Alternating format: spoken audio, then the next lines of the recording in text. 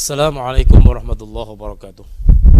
Bismillahirrahmanirrahim. Alhamdulillahilladzi istafa Adama wa Nuha wa ala Ibrahim wa ala Imran 'alal 'alamin.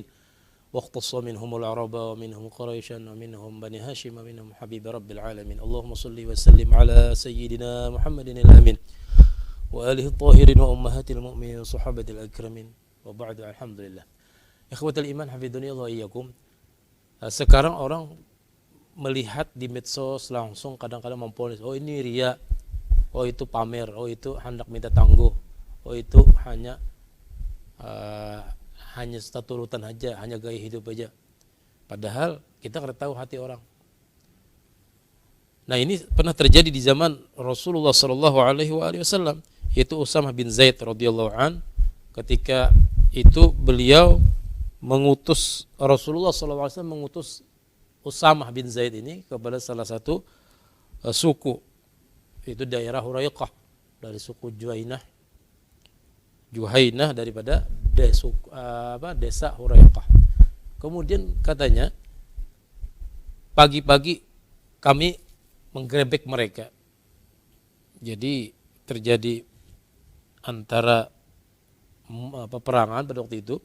Kemudian secara tiba-tiba mereka menggerebeknya pada pagi hari di tempat mereka lagi santai-santai.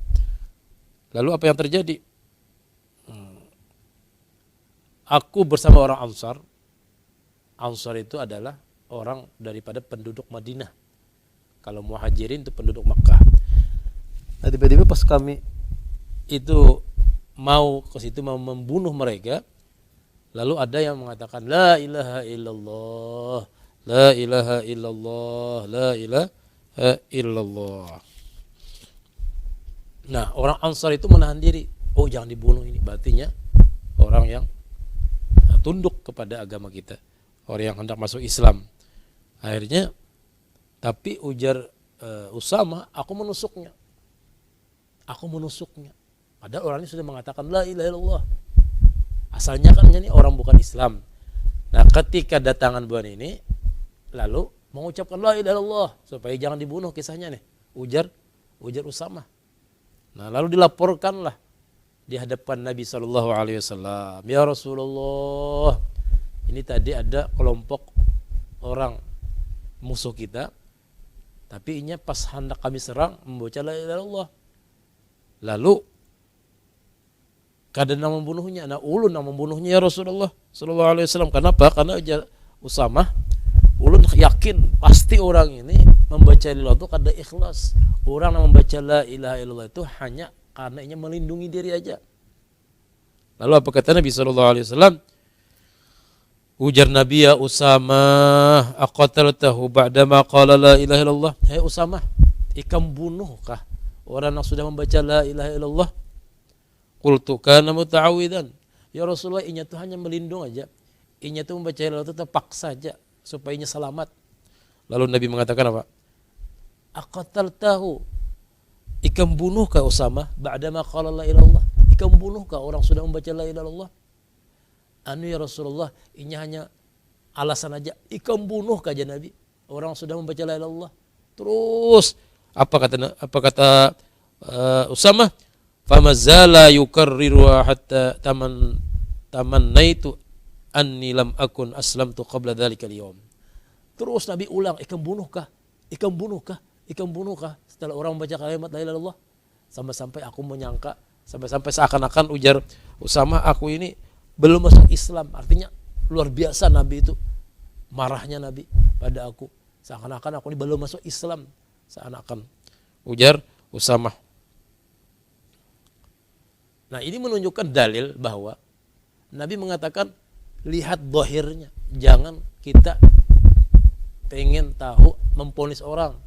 Artinya orang sedikit misalnya bersedekah di tengah orang banyak, oh itu ria aja, belum tentu itu. Karena kita kada tahu, kada bisa kita menerawang hati orang. Orang berbaju bagus, orang berpakaian bagus, kita padahal itu aja gaya aja. Orang itu hendak memperlihatkan aja. Nah, kita kada tahu hati orang. Kalau guru sekumpul bahari mengisahkan hadis ini, ikam bedahkah dadanya Usamah? hai Usamah, jadi ikam membunuh nih, ikam sudah membelah dadanya kah? Tahukah ikam jadinya baca la ilaha illallah ini hanya takutan aja, bukan karena Allah. Ikam sudah belah dadanya. Ujabah guru mengisahkan hadis ini. Nah, jadi ikhwatul iman, kita ini jangan gampang memponis orang. Orang nangka 7 sembahyang ke masjid itu jangan diponis itu jariah, jangan. Orang nang pokoknya jangan diponis, karena kita akan tahu hati orang. Bahkan di dalam riwayat disebutkan, walaupun kita memponis orang itu kada baik, kita akan tahu dalam satu malam ini bertaubat menangis hilang. Nah, apa yang kita sambat tadi? Walaupun siang tadinya bergelimang dengan dosa maksiat, lalu kita sambat ke orang lain gibah-gibah, kada tahu malamnya ini bertaubat menangis, kita maka dosa jariah kemana-mana menyambat orang itu. Jadi kita kadang memponis seperti ini, karena semalaman aja bisa bertaubat ampih. Atta ibu minadambi, apa? Orang yang bertaubat daripada dosa itu adalah Habibullah, kekasih Allah. Bisa jadi walinya dalam semalaman itu, gagarnya menangis, bergelimang dosa, bertaubat ini. Nah, kita yang sudah beribadah aja nih, bisa dihantak Tuhan, derajat kita hina karena menganggap remeh. Maka itu Syekh Abdul Qadir Jailani mengatakan, kalau kita keluar rumah, tanamkan di hati kita bahwa kita lah yang paling hina, kita lah yang paling banyak dosa, bahwa orang nih semuanya mulia, harus mulia. Di samping kita mulia, di muka kita mulia.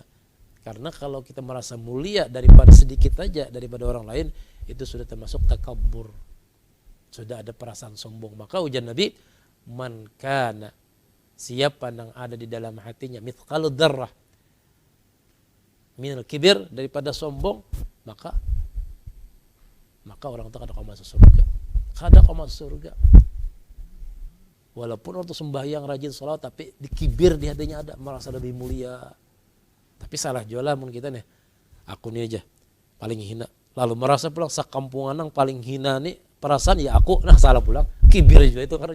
Pokoknya merasa hina tuh sejadinya, seaslinya, jangan hanya perasaan. Tapi memang aku hina, memang aku yang paling banyak dosa, kayak itu. Nah, mudahan kau mengamalkan. Pas saja kah? Assalamualaikum warahmatullahi wabarakatuh.